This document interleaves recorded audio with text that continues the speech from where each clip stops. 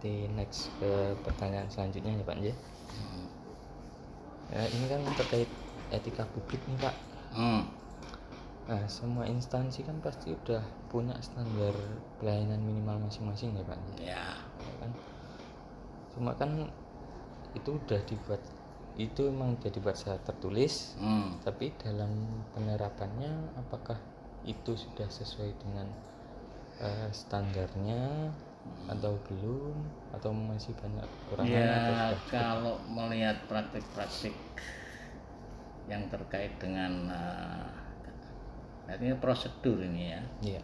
Jadi kita bekerja sebagai ASN itu mesti tidak terlepas dari satu sistem dan juga prosedur atau mekanisme kan. Dalam setiap tugas kita mesti diatur gitu. Iya. Ya, tidak terlepas dari itu. Bagaimana kita memulai, kemudian bagaimana kita berhenti, bagaimana kita sampai nanti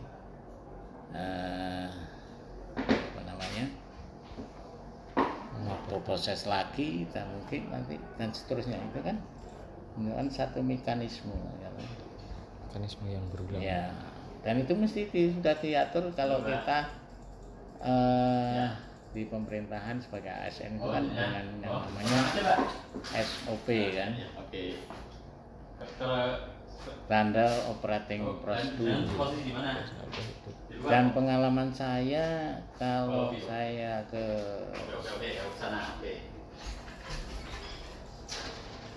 perangkat daerah itu ya, itu memang demikian adanya. Sudah ada SOP, Standard Operating Procedure, sudah dibuat, sudah tertulis, terdokumentasi kan dalam satu bentuk yang namanya SOP. Nah, tetapi praktiknya itu ya belum semuanya gitu. Masih beberapa yang hanya berdasarkan mungkin bagaimana, nah ini penyakitnya itu masih banyak jenis-jenis ASN menurut saya ini ya, yang kerjanya itu bagaimana sebelumnya itu, bagaimana kemarin, bagaimana tahun lalu, tapi dia tidak berpegang membuka SOP-nya, bagaimana prosedur yang ditetapkan, bagaimana mekanisme yang ditetapkan, yang memandu jalannya pekerjaan sehingga mencapai tujuan yang diharapkan. Itu kelemahannya di situ. Kenapa? Kemungkinan pada waktu SOP, proses menyusunnya itu tidak disosialisasikan atau tidak pada proses penyusunannya tidak didiskusikan, sehingga tidak diketahui secara merata, secara menyeluruh oleh semua. Kalau yang namanya, kalau kita SKPD sebagai suatu bentuk organisasi, anggota organisasi itu dari tingkat paling tinggi sampai tingkat paling bawah, semua yang terlibat dalam proses bisnis kegiatan organisasi untuk mencapai tujuan dan fungsinya itu tidak mengetahui persis, bahkan mungkin keberadaan SOP-nya sendiri nggak tahu dia, ya. Nah, ini mungkin kemungkinan ya, satu perlu kita lihat itu kelemahannya apa. Satu, di proses penyusunannya nggak didiskusikan, nggak dibahas, ya brainstorming lah kalau bahasa ngele gitu kan, diskusikan, kemudian kalau sudah disimulkan, kemudian sosialisasikan ke semua bagian yang terlibat dalam organisasi. Kemudian ada mungkin perbaikan sebelum itu ditetapkan kan. Nah, baru ditetapkan kalau sudah oke, dan kemudian diuji coba kan gitu. Nah, pas nggak sesuai dengan kebutuhan tidak gitu.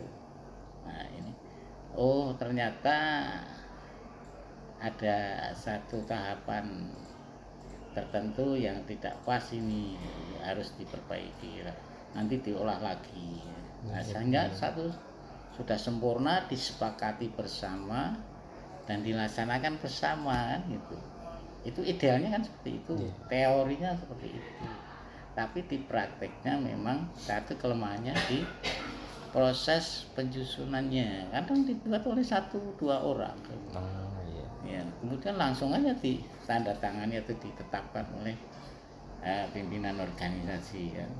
Nah, sehingga orang yang tidak terlibat dalam penyusunan, orang yang tidak ikut dalam itu kan nggak tahu, dan tidak dipasang atau disosialisasikan atau dipublikasikan kepada satu generasi. Itu kalau yang internal. Kemudian yang SOP terkait juga dengan pihak luar atau stakeholder masyarakat, itu kan harus disosialisasikan keluar juga kan, harus ditempel nah, di tempat pelayanan, misalnya terkait SOP pelayanan kan. Nah itu harus diketahui secara umum. Kalau sekarang dengan teknologi informasi di website, bahwa untuk misalnya ngurus perizinan itu yang mekanisnya seperti ini, ada alurnya, prosedurnya seperti ini kan gitu. Nah itu kelemahannya di situ. Satu, di proses penyusunannya, kemudian di sosialisasinya, kemudian ya yang ketiga, kadang begitu jadi SOP sudah dipakai untuk nggak tahu berapa lama ya. Nah, itu harusnya kan secara berkala dievaluasi. Apakah masih sesuai dengan kebutuhan dan kondisi saat ini atau tidak. Kalau tidak sesuai ya disesuaikan kan gitu. Ada perbaikan-perbaikan, penyederhanaan, atau mungkin banyak timbul masalah-masalah keluar, pengaduan masyarakat dan sebagainya. Kita lihat SO-nya, kenapa ini ada yang lemah di mana kan gitu. Bisa lihat dengan SOP itu. Jadi SOP itu punya di samping memandu atau sebagai pegangan kita untuk bekerja dalam suatu kegiatan mencapai tujuan, itu sebagai salah satu sarana evaluasi.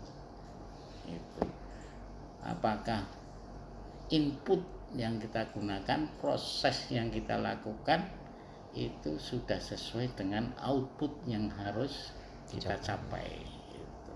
Banding enggak gitu. Itu untuk mengevaluasi gitu. Karena di SOP itu kan ada mutu baku kan. Gitu?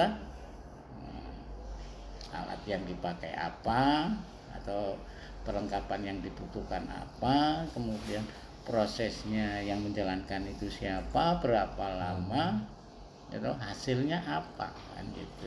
Itu harus jelas di SOP.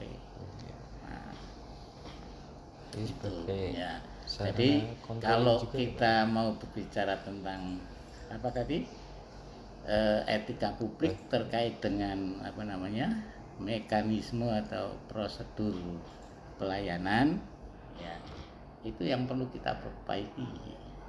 Tidak hanya masalah di akhirnya saja, tapi di awal proses perencanaannya atau penyusunannya, di prosesnya bagaimana, kemudian hasilnya itu bagaimana, apakah sesuai yang diharapkan atau tidak. Itu namanya evaluasi ya. Itu tiga apa namanya, titik lah ya, atau 3 area yang harus kita perbaiki mungkin ya. Itu Pak Mas. Oke ya. Oke Pak. Oke, berarti lanjut ke komitmen mutu nih Pak, yang sebenarnya juga berkaitan dengan SOP ya Pak. Yang mempengaruhi tingkat penilaian pelayanan kepada publik dapat dikatakan bagus atau tidaknya itu faktornya apa aja Pak misalnya? Wah, kalau faktor pelayanan publik yang bagus atau tidak, kalau kita buka teori bisa Wah, macam-macam ya. Satu orang ahli bisa satu teori kan, atau satu pendapat ya. Tapi kalau menurut saya 3 saja lah ukuran pelayanan bagus, pelayan publik ya, bagus atau tidak bagus, baik atau tidak baik itu: 1, cepat ya, mudah, murah. Ya, cepat ini dalam kaitannya dengan proses penyelesaian dari pertama input ya kan? Ada mungkin kalau di perizinan ada pengajuan permohonan, kemudian di seberapa lama dia diproses ya, itu enggak lama gitu ya. Jangan ikut pameo ya. Kalau bisa dipermudah ngapa dipersulit, kalau bisa diperpanjang apa dipercepat, jangan begitu ya.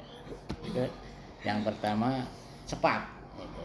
Jadi cepat ini juga kadang kita menyesuaikan dengan kebutuhan masyarakat gitu. Kalau orang yang profesional mesti cepat, jadi ada kepastian gitu.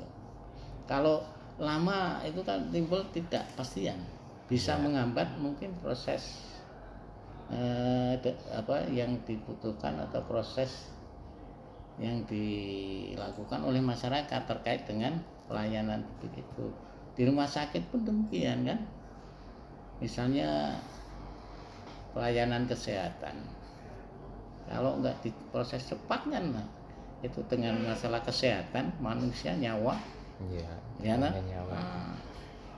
Kemudian apalagi kebutuhan publik, misalnya air minum, gitu, atau apalagi ya, banyak hal lah itu memang harusnya cepat sehingga tidak menghambat kan gitu proses dari suatu kegiatan atau usaha ataupun pemenuhan kebutuhan yang diperlukan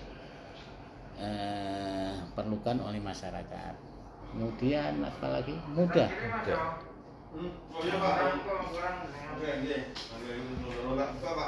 Mudah ini ya terkait dengan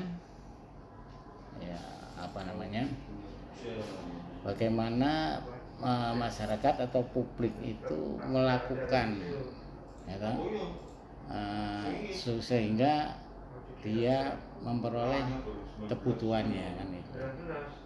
Jadi pelayanannya itu mudah kan itu. Terkait dengan prosedur. Kalau tadi kan prosesnya, kalau ini prosedurnya mudah, nggak berbelit-belit gitu. Banyak meja penyederhanaan. Nah ini terkait juga nanti secara umum penyederhanaan, namanya penyederhanaan birokrasi. Nah, kalau sederhananya itu dalam tingkat yang lebih sederhana, penyederhanaan mekanisme. Tapi yang saya sampaikan itu SOP penyederhanaan. Nah ini kalau SOP-nya ini muter-muter ini, berbelit-belit ini perlu nanti penyelesaiannya agak lama kan, nah saling berkaitan, itu harus diperbaiki, harus dipermudah. Wah ini harusnya persyaratan ini tidak harus diminta atau dipenuhi kan gitu. Sudah ada ini kan bisa ini kan gitu.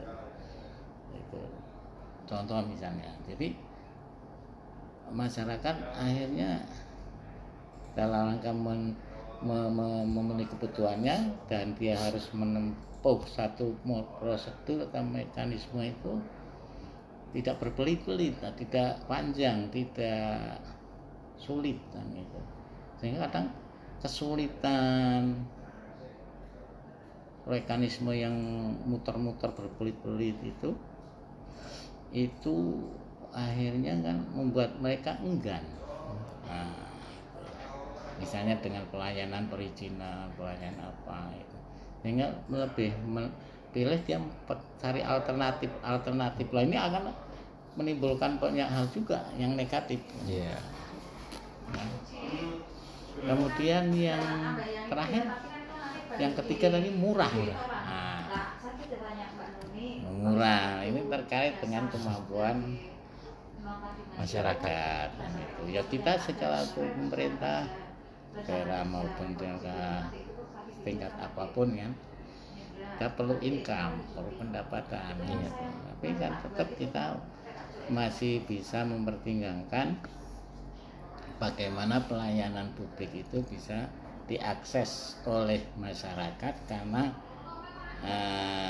masyarakat punya kemampuan atau punya daya beli, kalau di ekonomi kan, daya beli atau daya untuk mengakses pelayanan publik, baik di perizinan, pendidikan, kesehatan, dan yang lain-lain. Itu masyarakat bisa mengakses karena dia mampu gitu. Nah, mampunya karena dalam tanda kutip sebagian masyarakat kita kan masih terbatas kemampuannya, sehingga mereka bisa mengakses karena mempunyai kemampuan untuk membayar misalnya, atau retribusi pajak dan sebagainya yang harus dibayar karena murah. Semakin murah semakin luas akses yang diberikan ya. Itu aja. Jadi 3 ya, cepat, mudah, murah. Nah, CMM. Ingat-ingatnya itu aja, CMM. Cepat, mudah, murah. Itu pelayanan publik. Nah, kita ASN ya harus punya semangat itu. Itu ada tugas yang terkait dengan pelayanan publik, ya kita selesaikan dengan cepat, jangan ditunda-tunda. Atau mungkin kita punya pola kerja yang dari waktu ke waktu kita evaluasi sehingga bisa lebih cepat apa.